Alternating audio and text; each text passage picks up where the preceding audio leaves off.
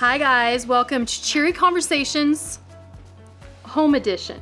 Yes, I know you can't see my face as I say that, but our producer of this show, Keith, made us this wonderful new home edition way of showing you how we're really doing this. We're with Becky Alcantar. She is our pastor of Journey to Wholeness. She works at Life Church with us, and she is a good friend to me. And we know from the Journey to Wholeness, or the mental health, the how's your spirit, how's your emotional state sense, we know that this stay-at-home order, this pandemic, has affected people. There's just no doubt. I want to start by asking Becky, and I've got some little fun things we're gonna jump off of today to talk about actually really serious topics. But I want to start by hearing from you. What are you seeing? Because you're on a committee in our city for mental health. What are you seeing? What are you noticing that's happening to people through this pandemic? In as much as this is a healthcare issue, this is a mental health care issue because we're facing this extended time of uncertainty and stress and rapid change. And so whereas our mental health professionals already had a caseload of people who regularly struggle with this and are trying to work through this, suddenly there's an onset of individuals who didn't know they had anything really to work through and didn't realize that they would have this type of response to these issues. And so really the state of mind of the vast majority of our population is struggling right now. So those who really didn't struggle before are struggling, and those who already did, it amplified it. And I wonder about healthcare professionals who, you know, they just have to, it's part of their job to stay strong mentally. They have to be prepared. And now the things they're seeing, the deaths that they're encountering, that's like next level. Absolutely. We often say we lead it because we need it, right? We have this empathy for it. We have a heart for it because we struggled with something ourselves. And so absolutely our health professionals, our mental health professionals are having to amplify their efforts to keep themselves healthy as they help additional people. So I feel like first step is always awareness or admitting you have a problem, right? I mean, I think that's a rule of thumb in anything that we struggle with.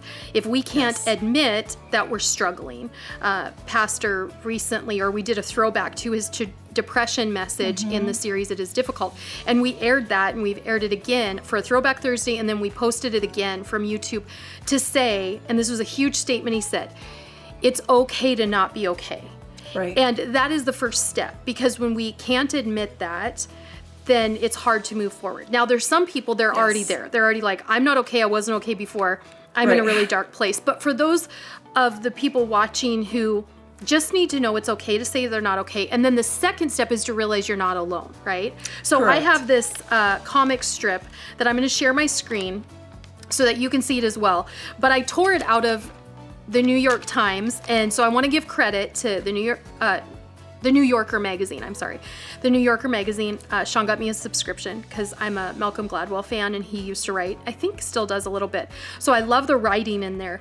And one of the cartoonists, Emily Flake is her name, she did this series of cartoons, but they're not funny, they're real. Some are a little bit, you can chuckle because you get it, but they're relatable. So I'm gonna share my screen as I talk about them. The first one, because Becky, I want this to be a jumping off point for the next 20 minutes of our conversation, because I think we can relate to this. The first one says, the minute they announced the school closings, my daughter wrote up a week's worth of homeschool schedules.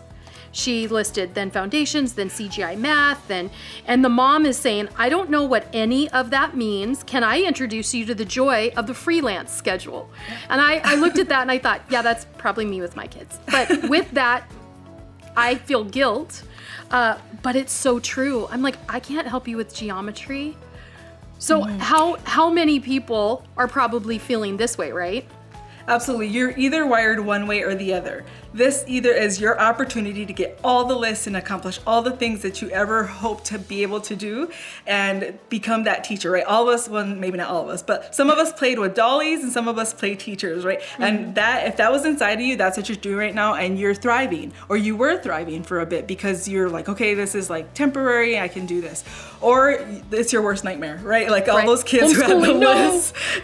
And they had their planner and you're just just like, no, for the love of God, why? Right? And the thing about that, I think it goes back to that question that we often get. How do you do it all? You don't, right? You So don't. something has to give. And when we try to keep up with these expectations or compare ourselves to what someone else's list is, if you're not wired that way, don't go down that direction. Do what you're best at. Now, we don't have an option right now, right? We are in school with our kids, the thing that we sent our kids to school so teachers who are professionals can handle this. And we're faced with this. Do the best you can. Like, all you can do is go through the emails, sit down with them, and give them your attention. In the end, that's what they're gonna remember. That's what you're gonna remember. Don't try to compare to the teacher that you love, that your kids love. It's an unrealistic expectation to have for yourself, and know that some things are just gonna give. Focus on these things now, and then when you can't, it's okay to just shut it down and go for a walk or go for a ride in the car. Make some kind of transition in your day so that you can break away from that and get back to home time, which I think is so important. So good. And I love what you said, like, release ourselves from, I don't have to be that great teacher that they loved for geometry, because I end up, I mean, let's face it, when we feel trapped or dumb, even as adults, we can react in, I just don't know. And then our kids are getting that, where if I could just say, guys, I'm sorry, I don't know. Can you email your teacher? Do you want me to ask? Like, exactly. That's always been better for me, to just admit defeat before I begin. Okay, the next one I'm going to share with you is, let's get one thing straight right off the bat. This is me. This is you maybe saying this. I suck at this. Homeschooling, social distancing, keeping my chin up, all of it. All of it. I think a lot of people feel really defeated, and as the weeks drag on, they really feel like they're dragging on. What do we do when it's just, I feel like I'm not doing anything great and it's dragging on? Focus on each week, right? So just like you would make a plan on a Sunday evening and go, here's what I have in this week and here's what we're gonna do well. You do this really well. Where you say, okay, last week we didn't do family time well, so this week we're gonna rock that. Or last week, the school thing, it was a mess. I got so many emails, and I'm talking about myself. I got so many emails from teachers that said, you haven't logged on, you haven't completed this. And for an achiever, I'm feeling like, oh my gosh, I'm back in school, I have to do this, right? But here's the thing, we're figuring it out as we go. So I looked at that and said, okay, so last week we did these things well, this week we're gonna do this well.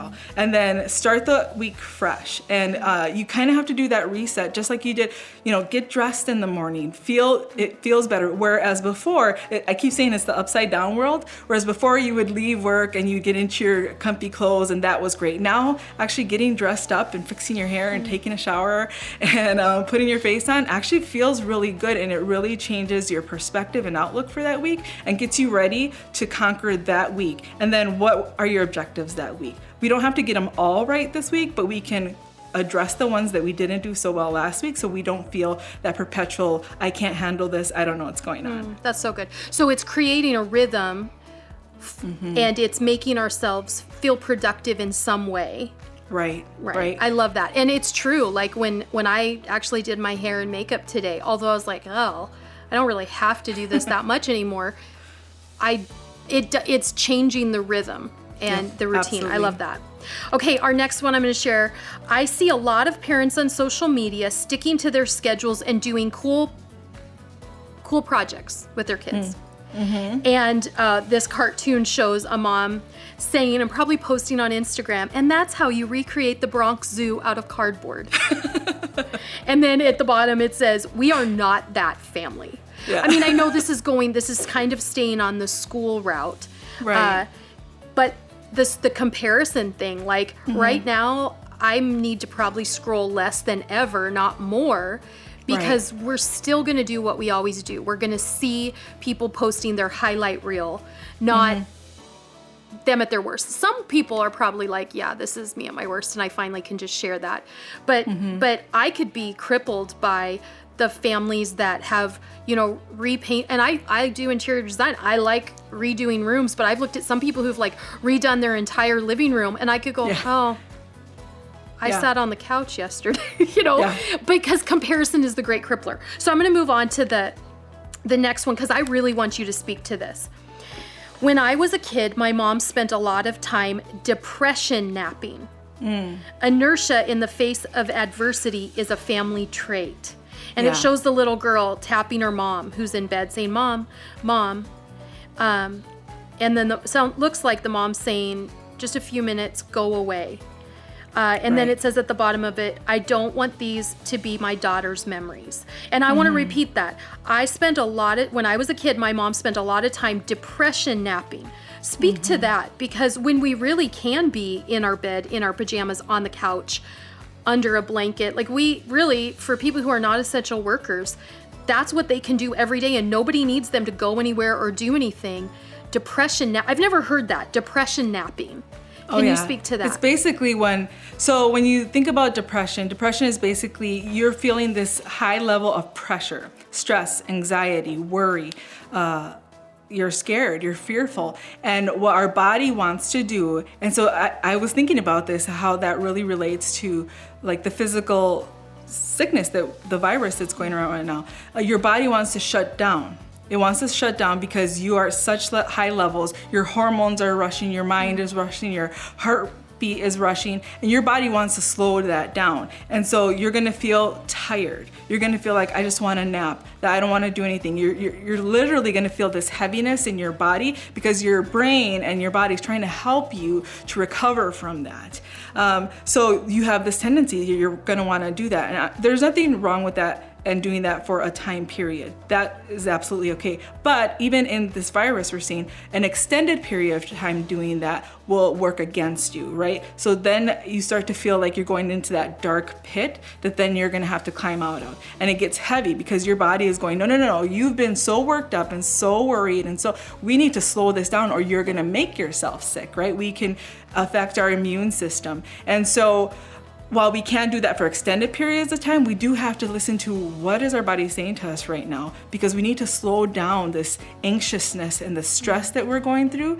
That's good. How can we do that in a productive way? So for me, I love Sundays because when pastor's reading off scripture after scripture after scripture, I'm like, yes, say that. Talk to me some more. Tell me more of that. Can you do that? Can you put on some worship music, right? Can you slow down that fast pace that your body is going through right now and amplifying your hormones and amplifying your stress, cortisol levels and all that? Can you do that in a productive way that brings you peace without shutting your whole body down completely and putting you into this dark place that is going to be even more difficult to get out of because you've impaired your immune system.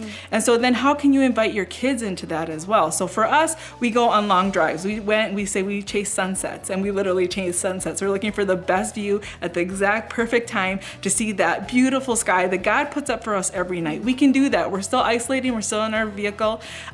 We go for walks, right? My kids are actually making jokes about I guess these TikToks about mom always going for a walk. But mom needs to go for a walk. They're like, I made you some food, now I'm going for my walk. And then like half hour later, hey guys, I just put the laundry in, now I'm going for my walk, right? Awesome. What is it that you can do to just slow down the pace? Now you may feel like, what do you mean? It's so slow already. But there's a lot going on inside of us because there's nothing really going on around us. And that's not true for everybody, but for a great number of the population, you're home. You're not able to do the things you were doing before. You're not busy with work because maybe you've been laid off or let go, or you're staying at home for this time period that the state has mandated for us to stay home. And so how can you slow that down inside of you so that you can come out of this time period stronger and better and rested? Because this is an opportunity to rest if we actually take the steps that we know are going to be helpful to us to come out of it that way. So good. And so we might not feel motivated to go from depression napping or laying on the couch feeling terrible. The last thing we want to do is go out and take a walk. But I loved what you said about putting worship music on. Whatever goes in our ears goes in our spirit. Right. And whatever goes in our eyes goes in our spirit, whether we're a Jesus person or not. People who are just right now addicted to horror movies or always are, that's going in no matter if Yeah. you're a Jesus person or not. So Yeah. what comes out will not be fresh, living water, beautiful, life-giving. It's going to come out in different ways. It could For be sure. just depression or sadness or anger or Yeah. fear and anxiety. But I think at that next level, if I feel like I can't get off the couch, what I can do is put worship music on, because what goes into my ears will begin to go into my spirit. And then my spirit is filled up that I still might not want to get off the couch and go take a walk, but I might feel things lift because there is power in that. Some of the shows that we've watched or started to watch that just wasn't helping, or the news. Like the first week I watched a lot of news, and I think the first week you go through grief during this, right? We're all Right. grieving. We're grieving the loss of, Absolutely. right now we're grieving spring break loss. You lost your spring break. Yes. And you guys you had saved up to go to Hawaii and you just couldn't go. Like Nope. there's a grieving process, and then grief Yes. has different stages, and then you cycle back through, and then you hear the news. It's going to be another 3 weeks, and then you grieve again for the next Right. things you lost. So the first week I wasn't helping my grieving process because I was watching the news, and and besides just being the same thing repeated, I also was trying to watch different networks, which then now I watch it and go, you're just fighting about the politics and what should have been done and what should be, and can I just find out what's going on with the coronavirus? So then I'm frustrated. It brings anxiety, it brings unrest. And so it is shutting some things off, turning some things on. Okay, I'm gonna go to the next one. This cartoon said, and yet this moment feels like you're stuck in the non-time. I love her verbiage. Yeah. And yet this moment feels like we're stuck in the non-time of airports and waiting rooms, except what we're waiting for is disaster. And then she says, there's a reason you only read trash at the airport, because your brain stops working. And she says, Right. God, I want a nap. I mean, that flows right into what we're talking about. The Right. non-time. In airports, it is. Airports, waiting rooms, time kind of slows down because you have no control over it. Right. And Yeah. if you already struggle with feeling out of control, or you are always in control, because that's your go-to is I'll just find a way to Right. have more control.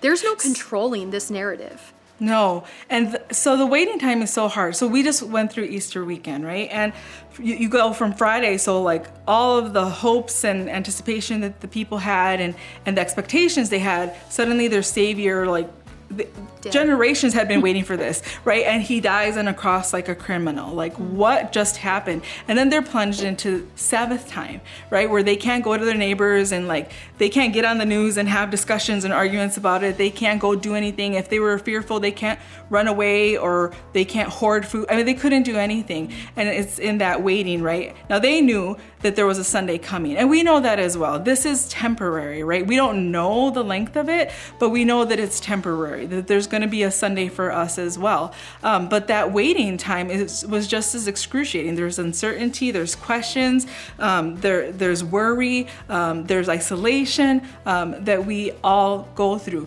But I love how the Bible talks about waiting, and it's with hopeful anticipation.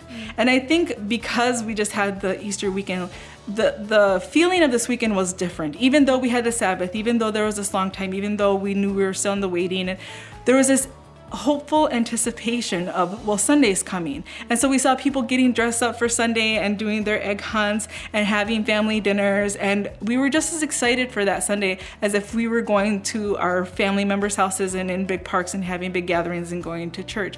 We found a way to do that.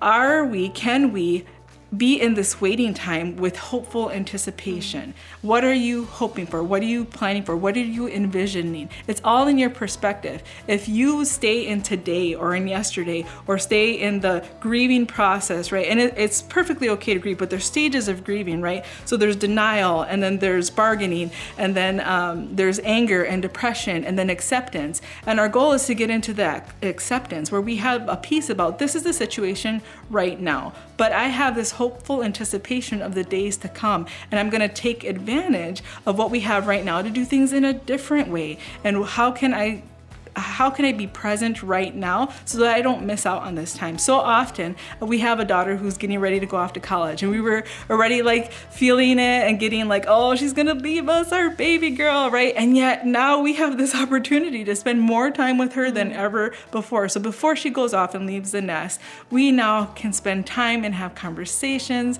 and do goofy things with them and laugh together. And we've had dinner at the table more than ever before. And we thought we were doing pretty good at these things. But it's that here's this anticipation. I'm hopeful because I get to do all these things that I might have missed out on. And I can appreciate those now because, again, I know that this is the Saturday of our life, right? This is the Saturday of all of the situation for us, and Sunday is still coming. Sunday always comes. Yeah. Well, and I've watched you as a friend go through the levels of grief, the denial that is she going to get to graduate? Like, will she have a ceremony?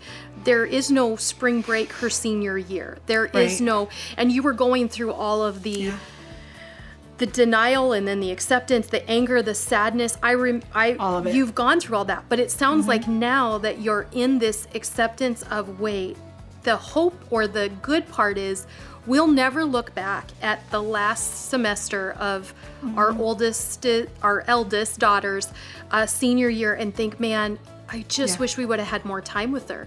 Like you've come to the conclusion that you can find the good in it. And I mean, it takes working through the cycle. It does. I did an article that we've posted that is 3 ways to make progress in the pandemic. Because once I got through that first or second week that was rough, my anxiety started to come with, what if this gets over too quick? And the things this forced me to look at, consider, and try, I don't have time to follow through with, because I knew we had a list of, we want to do this many podcasts, and we want to do, I want to write my book, and I want to get my manuscript rewritten for Jesus Plus Life. But I was like, where am I going to fit that? Now, once I got through the cycles of grief, I realized, and like you said, pick what you're going to do in a week, like plan 1 week at a time. So I didn't get anything on my book done the first few weeks. We were just figuring out the new norm. How are we going to do church now? How do we lay off every one of our 37 employees at the exchange? So then there was a week where I told Sean, I'm writing this week. And I'm going to make progress if I choose to make progress. Otherwise, I could, like anybody, could just sit this out on the couch in front of the TV. Like, we have that ability too. So I love what you said about finding the hope. And like, now we should get a little urgent about, okay, what do I still want to finish? Because what about when life goes back to where I'm at work and I never got to these projects? We'll probably be disappointed in that.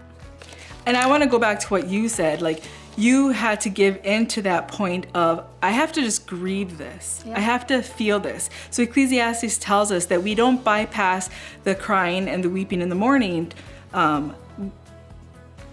so you can't bypass those things. If you want to get to the dancing, the laughing again, and the hopeful anticipation, and what am I going to accomplish and do, you can't bypass the mourning part of it. And too many of us try to do that, and we end up in our pajamas on a couch, feeling it all and getting stuck under it. So if you can actually, and this is becoming kind of my flagship or my mantra, like, feel it. Go and feel it. And I know for me, I didn't want to feel that in front of my kids because I didn't want them to get worried or scared. I wanted to be prepared for when they were feeling it, because they did. They had breakdowns, especially, our older ones. There were things that they were mourning that they were gonna miss out on, and they were coming to acceptance of that, but they really mourned it. So I didn't want to do that in front of my kids. And I know all of us are, in close quarters right now. But what I would do is I would go for the mail. So I pick up the mail at church, and I would go for my drive, and people would be like, "Oh, can I come with you?" And I was like, "No," I had to go that time. This is my time. This is my time.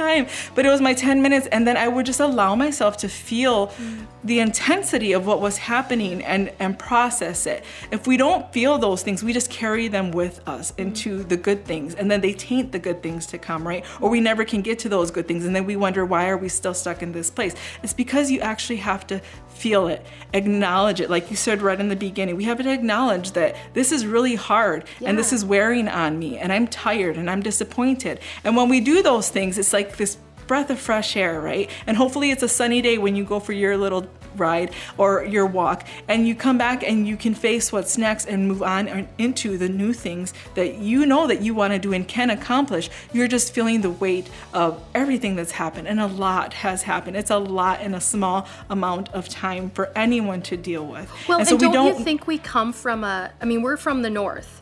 Right. So we're get her done. Get her people. done. Get her done. Right. Push through. And you know what? Suck it up. In fact, one of the cartoons said this, like, oh, I'm not the kind of keep my chin up all of the time. Right. And there is that pressure here. Pull up your bootstraps. Be a big girl. I mean, we've been told that. We tell ourselves this is not the time to power through it. This is not the time to not admit anything is difficult and to live in denial. Right. Because we don't want people living in depression and living overwhelmed. So we have to allow ourselves to go through the stages. I'm going to go to the last one on here. This says, I worry about us in the not too long run. I worry about my friends and family whose livelihoods have disappeared. Closed restaurants, shuttered theaters, canceled gigs, laid off from bar, sick parents, let go from office job, no severance. So the other thing we can do is we can go, okay, I am working through this. It's not been easy for me, but I find that when I'm having a bad day, I think about if I'm having a bad day and my life's really good, how much harder is it for the doctors and the nurses and the people who have no paycheck coming in? And then I can start to wear everybody else's pain. And I wasn't asked to do that, but I feel like, well, I kind of am. I'm a pastor. I should feel everybody's pain. But I can get overwhelmed then once I've worked through for me, everybody else's. So in closing, what would be your suggestion if you're like, okay, I get it, but what about, I'm thinking about my friends. What do we do in those instances? If you're thinking about your friends, reach out to them. We're all feeling isolated and alone, and maybe feeling like we're the only ones going through this, right? And we are in some respects. You're on one end of the spectrum or the other. And for a little bit, we were all in the middle trying to figure things out and where do we go and what do we do? And now we're on like opposite ends of the spectrum. And sometimes and I heard this from a lot of health care professionals, just say, hey, I'm thinking about you. Thank you for what you're doing, is all they really need to hear right now. That I see you and I hear you. And that's all of us really need in the end, right? All the rest of it's going to work out. It's going to be difficult. It's a hard time. It's not easy. But it's going to work out. We've been through times like this before. Maybe not the same, but there's a lot of similarities. And we can draw from those times to remember, okay, this is how we got through then and this is how we get through now. All throughout the Bible, that's what the Israelites did, right? They left markers like, remember that time that we went through this? Oh yeah, and we got through that too. So we'll get through this as well. God was with us then and he's with us now. But the best thing you can do is just see and hear each other. So I love that the people are doing those trunk gatherings in parks where they're just yelling and talking to each other from a distance and doing Zoom calls and texts and family calls. And I feel like in all of this, the blessing is we're becoming closer even though we're farther physically apart. We're having conversations that we didn't have. A friend of mine actually says, hey, should we use the phone actually and talk to each other instead of texting? And I was like, does it still do that? Yeah, because even FaceTime, you just click on the little icon, but should we dial a number? You know, and I love that idea, but I also love what you just said. Because I think rather than us hating on technology, we've learned that technology is a tool to become closer. It's not the enemy, and it doesn't have to divide us. And it also doesn't have to only be used for frivolous things. It's been used to connect us on a level where Zoom has made me, like, I'm looking at you, you're looking at me. It's even different than constant texting. So we're going to wrap this up today by just thanking you, Becky, for your wisdom. And Journey to Wholeness is something, I don't know if we have any room in the classes right now, but Journey to Wholeness is something that you wrote through what we've gone through and through material that has helped people. And Journey to Wholeness is a program. Is there a way for them to check out more or sign up? You can go to j2wholeness.org. That's J for journey, j2wholeness.org. And we have lots of information, blogs, information about classes coming up, as well as links to other resources that you can connect with us, and we can give you some encouragement or even pray with you at any time that you're feeling like you need it. That's so good. Thanks, Becky, for being with us, and thanks for being with us on Cheery Conversations Home Edition. We'll be back in your home again and in my home. If you want to connect with me directly, go to sonnyhennessy.com. We can begin to communicate through that. Thanks, guys. Have a great day.